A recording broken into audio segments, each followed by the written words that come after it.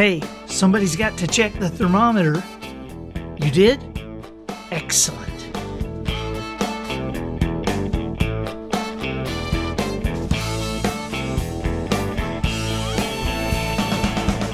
Good morning, afternoon, or evening. You are listening to the Professional Noticer. Quiet, numbskulls, I'm broadcasting.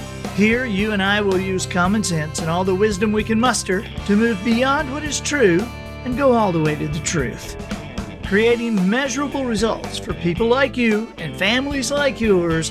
No longer a member of the amateur ranks, I am the Professional Noticer. One of these days, I am really gonna let you teach that guy a lesson. Hello, everyone. I'm Andy Andrews. Hey, thank you for making me a part of your week. While our topics might seem to vary wildly at times, it's because the things you care about most are often greatly affected by the things you care about least. Therefore, we will field questions about business, spiritual issues, popular culture, and maybe we'll figure out why there is a Braille translation on the drive-thru menu at McDonald's. My purpose here, today, and with every show we do, is to play the part of a best friend or coach. I want to help you live the life you would live if all your toughest questions were answered. The Professional Noticer is sponsored this week by growingdeer.com. If you already watch Growing Deer episodes or regularly visit the growingdeer.com website, you already know why the Professional Noticer is a fan. You know, my boys are fascinated by every episode, but they love all things outdoors. On the other hand, there's my wife, Polly. She loves the show too, and she loves all things indoors. How could that be? Probably because growingdeer.com is about so much more than deer. Wildlife biologist Dr. Grant Woods hosts every week's program, and the subjects range from scientific tips about providing the right crops for deer to reach their antler potential, or how predators stalk prey and how you can thwart their intentions when they're trying to make a meal out of that beautiful little fawn. And sometimes we might see a show about making jerky. Dr. Grant's wife, Tracy, as well as their daughters, Raleigh and Ray, make frequent appearances, and the whole operation is just a great example for us about how family can work together and play together and support each other. You might check the archives and look at one of the episodes that was just last summer when Raleigh, the 19-year-old daughter, Raleigh's a sophomore at the University of Arkansas, gave a kidney to Grant, the Mayo Clinic, and so it was just an unbelievable episode.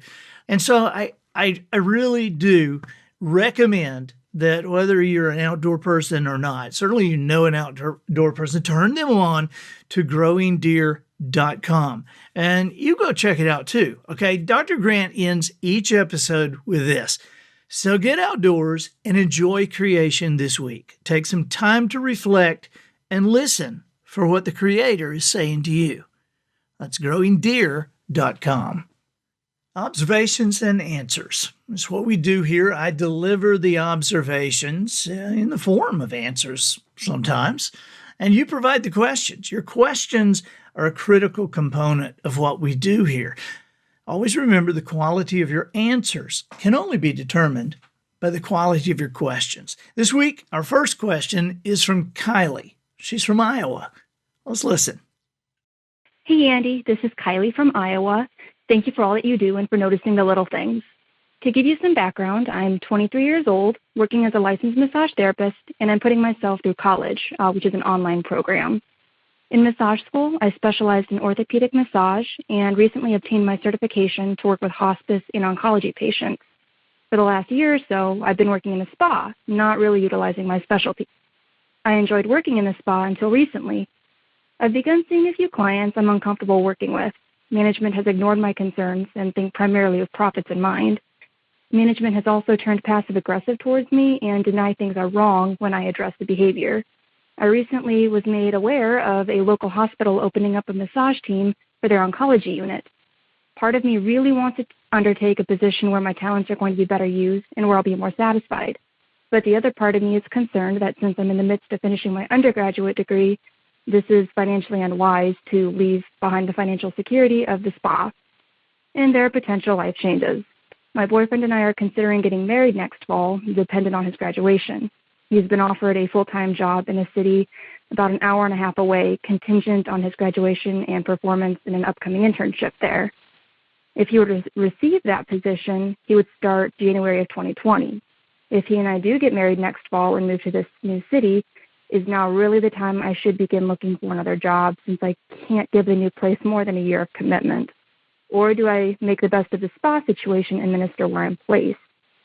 Any insight you can offer would be wonderful and much appreciated. Thanks, Andy. Okay, Kylie, thank you so much for the question. Now, I'm just going to start right in, okay? I'm going with your last line to take a key to your personality and what's important in your life. Your last question is, do I make the best of the spa situation and minister where in place? That word minister tells me something about you, and it tells me something about what you believe is important. And so just consider my answer here in light of your last question. And as I say, I'm going to head right into it here. Kylie, right now, all over the world, big brothers are getting dressed and getting their airline tickets and getting their travel reservations. They're all over the world, Kylie. They're ready to head to that spa and gently rearrange somebody's thinking with a headlock. All right. This is not a gray area. And so I guess I'm trying to think, why do you think it is a gray area? Okay, because when you say you've begun seeing a few clients you are uncomfortable working with, and then you say that management is ignoring your concerns, and now they're denying that these things that you're addressing, these behaviors, and they're denying they're wrong. And then you ask me, should you make the best of it and minister where you're placed? No, Kylie, you need to get out. Okay? You need to leave. I can't put it more plainly than that. If I was your big brother, I would probably make you mad at me because I would say, you're leaving. You're leaving. You're not staying.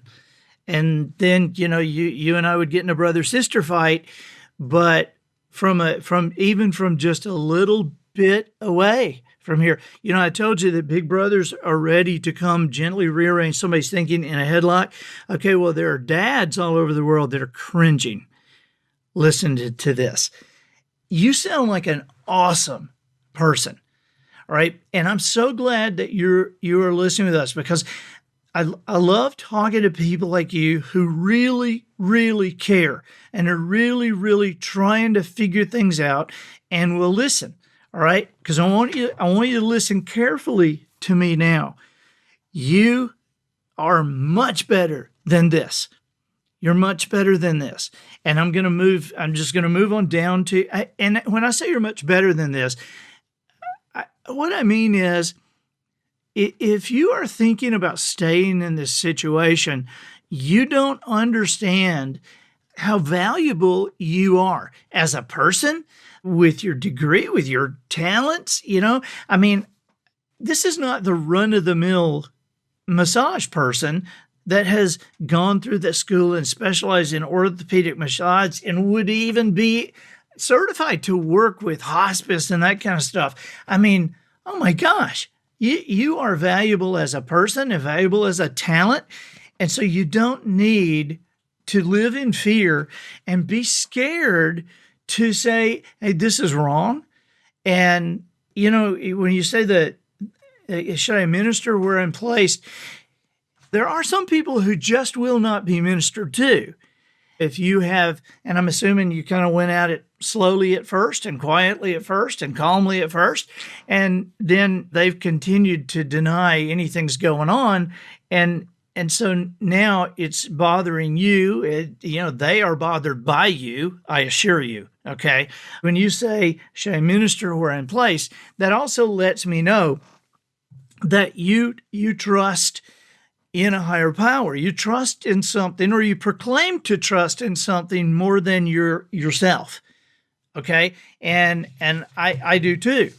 And so if you do, then I can promise you there's nowhere in the Bible that God says in bad situations you should leave only if you're financially available to do so. In fact, it says several times, that we're supposed to run from stuff like this. Okay? There are some people you are not supposed to minister to because they will not be ministered to. And there are some people you're not supposed to minister to because you're not the one to do it. And right now, I don't think that is going to be your place to minister to somebody who is in authority or who has bad intentions toward you. And then I'm just going to move on down here because I just want to address something in your thinking. Now, you're probably getting a lot more than you're probably listening to this and you're turning red because you're like, I didn't really want to know all this. And I understand. And I appreciate you having the courage to even put this out here because I'm telling you, it's not just you I'm talking to. There is a whole generation of people. There are several whole generations of people alive on this earth that don't know what to do when they face a situation like this. And so you have another situation in here, and I'm going to go ahead and pick on you for this too. You say there are potential life changes. Now, in this whole part about your boyfriend and what might happen, so I started noticing, I jotted down words that you were using that they're not authoritative words. They're not words of certainty. They're words of doubt, and they are words of confusion. And here's the words. We're considering getting married. It's dependent on graduation. And he's been offered a full-time job. It's contingent on graduation and contingent on performance in an internship. If he were to receive that position, if he and I do get married, let me tell you, Kylie, that's a whole lot of ifs and maybes and contingents and dependence upon. I have no doubt that you love this man and that he loves you. But until you are married, I'd be careful. Okay? And you need to go ahead and live the life you know you are supposed to live at this point, not contingent upon what anybody else does. It's one thing if you'd have laid one of them out here. Okay, but this is 2 paragraphs full of ifs and maybes and contingencies. And so, I would go ahead and you asked the question, should you, would that be something you would do? Should you look for another job since you can't give the place more than 1 year? Do you know how many places would be happy to have somebody for a year? You need to go ahead and move. Move positions.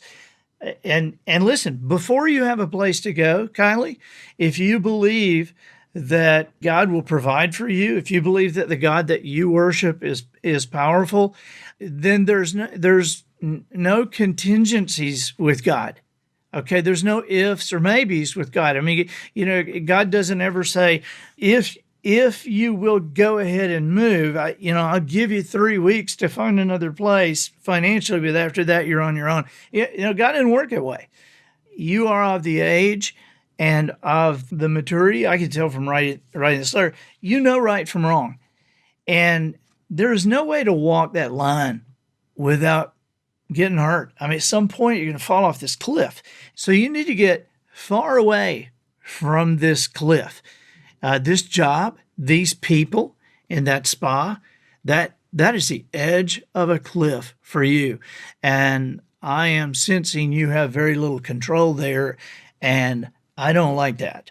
All right. So I think you need to get out of there. I think you need to look for another position, and I think you'll find one. And I think they will be thrilled to have you for a year or 5 years or whatever it turns out to be. But do your best and be who you are. Your authentic self, you knew right off the bat, Kylie, you knew this is not for you. But then other things stepped in the way. There's like, well, there's the money, and gosh, I don't know if I can get over here. And hey, if we do this, listen, right now, you just do one move at a time. The big brothers and the dads and the friends around the world listening to this, this is not hard for me, but I feel like they are nodding their heads and saying, tell her, you need to leave now. Okay, you need to get out of there now. And then there will be opportunities. I promise. Okay? Well, you said any insight I could offer would be wonderful and appreciate. Well, I don't know if you think it was wonderful, but at some point, I hope you appreciate it. Thank you, Kylie, very, very much. I'm Andy Andrews, the professional noticer, harnessing common sense and wisdom to plow through challenges all the way to an answer for you. And our next question is from Jeff. He's from Georgia. Georgia Jeff. Let's listen. Hey, Andy. My name is Jeff. I'm calling from Palmetto, Georgia. I'm a pastor. I've been in my church. This is the second time I've come back to this church. The first time I was a youth pastor. I love my people. I've been here for 7 years now.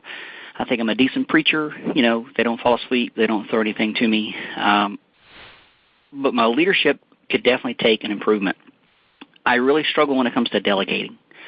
I don't seem to have, the gravitas to go up to someone and just ask them to step out and serve. There's a part of me that feels like I should do more and more and more and more to lead them that way, but I just can't seem them to either volunteer, and I certainly have a problem with asking them. So I'd like to know your opinion of how I can become a better leader, serving, but loving them at the same time. Thanks. Bye. Jeff, thanks very much. I hear this, and I know you're from Georgia, and I'm from Alabama. My wife's from Mississippi, so I'm sitting there listening to, and I got stuck on gravitas. What a great word, man! That's a big word for somebody from Georgia, Alabama, or Mississippi. I promised to tell Polly that when I get up. Hey, had a guy called in a question today, and he said gravitas. It's a great word. My dad was a pastor, and one of my best friends, actually about 5 of my best friends are pastors. No kidding. And I had a great youth pastor growing up. And so, man, you must have knocked it out of the park as a youth pastor, because I've known several youth pastors that went on to become pastors, but not at a church they were youth pastors at. Most people, after that youth pastor is gone, they say, hey, we want to bring back so-and-so. To what? What? Bring it? No, you're going to bring that? That guy was a wild man. Because, you do have to kind of be crazy to be a youth pastor to be a successful one. But, man, you must have knocked it out of the park. They love you. And you say you love them. I appreciate that. And I appreciate the fact that you are looking at yourself to grow. I think that is something that's lacking in a lot of churches. I think a lot of churches, the leadership is stagnant because they're pretty fine with what's going on and where they are and what's happening. And as long as the bills are paid and as long as, the old ladies missionary board doesn't get onto them, then they're happy. They're fine. And so to look at yourself and look at the position that you are leading and try to figure out how this can be better and how it can grow, and then come back to yourself as the issue, as the main issue that should be taken care of first. Is it only a wise person, only a person that is not eaten up with themselves could come up with that answer, Jeff. So I'm very Very honored that you called and asked the question. I think when you feel like that you should do more and more and more, that can sometimes be some kind of obsessive compulsive disorder type of thing. I don't think that's where you are. I think you have really, that you have a heart for these people, and you do want to get better, and you do want to provide more and more. And you know that for them to go anywhere, they're going to have leadership, and you somehow sense you are lacking in certain areas. I find that when I know where I am lacking, and I find it tough to gain ground even where I know I'm supposed to dig, I find that sometimes things that I know are true, but not the truth. There's something missing. There's something I'm missing. There's something I don't know. And I think I've spotted here something you're ignoring. And this might be very curious to you, but I'm looking here at a copy of what you said. So I want to get to this. You say you know that you should do more to lead them in a way that they would step out and serve. You have a hard time going up to them and asking them to serve. And you know they should serve, but you just can't seem to bring it up or ask. You have a problem with asking them. Okay, there is a truth missing there. And if I had you in front of me, if you and I were sitting here drinking sweet iced tea, and we were looking at the kids in the yard, and you say, Andy, I need to get better, and you laid all these things out for me, here's what I would ask you. I would say, Jeff, as the leader of a church, do you have a feel? You obviously have a calling to do this. So do you have a feel for what these people are supposed to do? Do you have a feel for how the church is supposed to grow? How these people are supposed to, how they're supposed to grow and become? And you would say, yeah, I think I do. Okay. Is servanthood a part of expressing your faith? Is servanthood a part of giving of yourself to others? Is servanthood, is it a way that that we worship? Is it a way that we bring other people to worship? And you would think about that a minute, and you'd say, yes. Okay, so as a pastor of a church, and you want the best out of these people, Jeff, I would ask you, do you think servanthood is necessary for them to become the kind of people that they want to become? And you'd say, yes.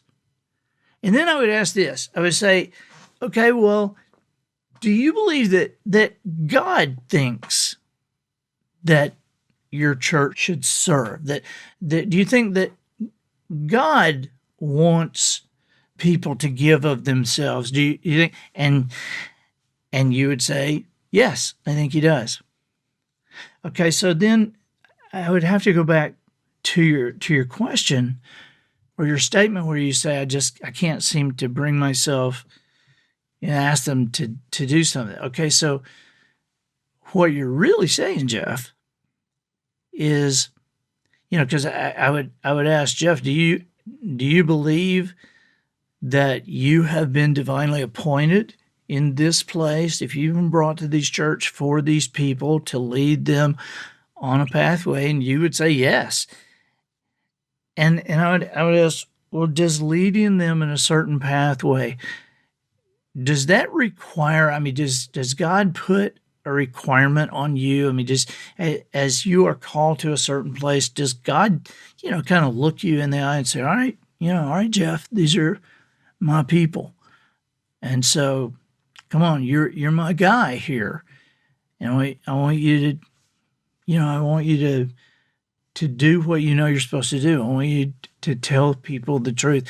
Okay, does God want you to tell the truth?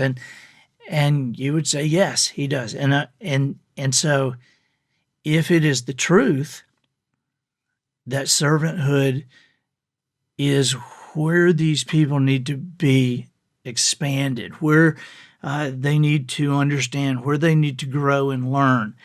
If that is a truth that they need to hear, and if that is a truth that God continues to lay on your heart, and yet you don't tell them, then have we got a situation, Jeff, where you are unwilling to tell these people the truth? Now, I know that sounds kind of scary or something, when you say it like that. But when I ask myself those kind of questions, I somehow begin to understand, hey, this is not just a little walk in the park here. I didn't really realize this was this important. Because when you put it that way, you're the pastor, Jeff. So are you telling me you know what the truth is? You know what they're supposed to do to become what they want to be, and yet you are unwilling to tell them the truth? Now, I got to tell you, I already had this conversation one time with a pastor who just told me the church was having financial problems, and he said nobody gives. He said, I got 300 people showing up at church every week and nobody, people don't give. He said, I don't make much, and my wife and I are in the top 10 givers of our congregation. And, this pastor lived in like a resort area and had a lot of rich people going to church. And so I asked him, I said, do you talk to them about tithing? Do you do messages on tithing? Do you ever talk about that, about giving? He said, I've always had a problem doing that. And I said, what? And he said, talking about giving and tithing. I said, you've always had a problem with that? And he said, yeah, I have. I said, so you don't do that? He said, no, I kind of stay away from that. I've always had a problem with that. I said, okay, let me ask you something. Do you believe that we are commanded to tithe, to give? And he said, yes, I do. I said, do you believe that a person who gives and tithes the first part of their income before they even know if they're going to be able to fill in the last part, right?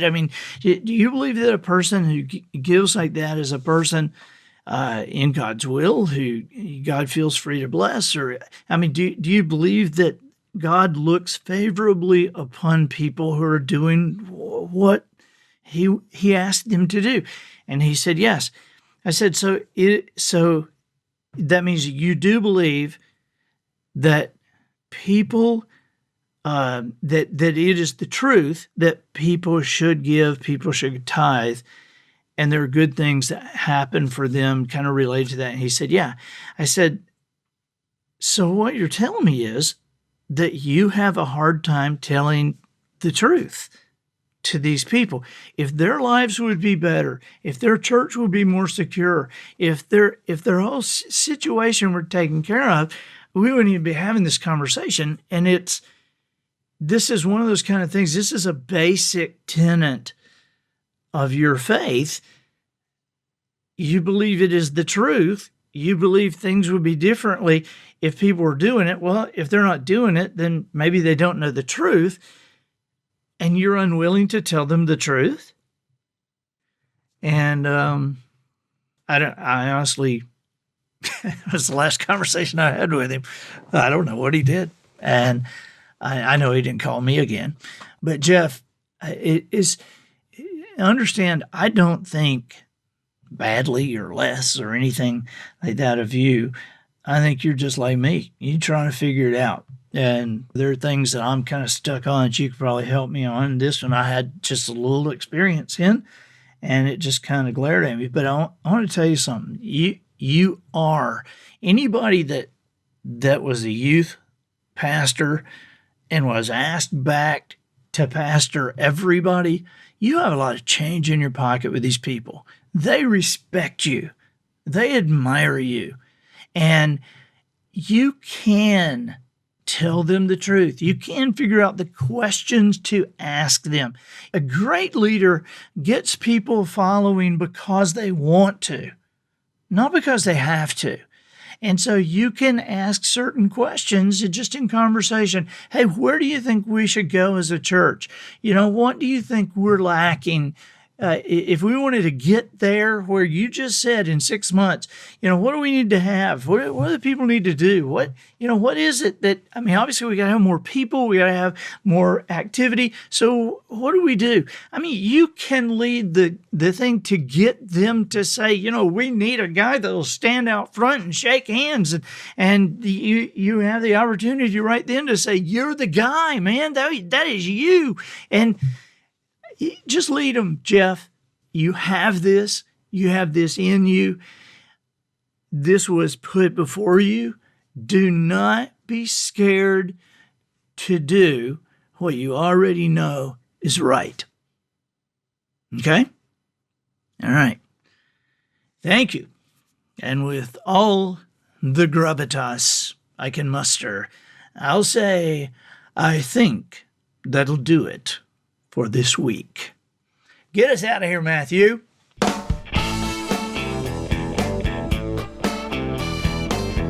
So, ladies and gentlemen, and to the boys and girls who aspire to become ladies and gentlemen, we have reached the end of another episode of The Professional Noticer. In a world where common sense has become a superpower, I'm harnessing what tiny bit of mental energy I still have for you. Seeking wisdom, making observations, and endeavoring to answer tough questions in a way that will empower your family and your business. I'm Andy Andrews. Until next week, smile while you talk. Shake hands with the kids you meet. And make sure you have an answer to the question, is there anything that will help a person quit biting their fingernails faster than changing a bunch of diapers? And so, until next week, goodbye. This episode of The Professional Noticer was produced by Matt Limpert.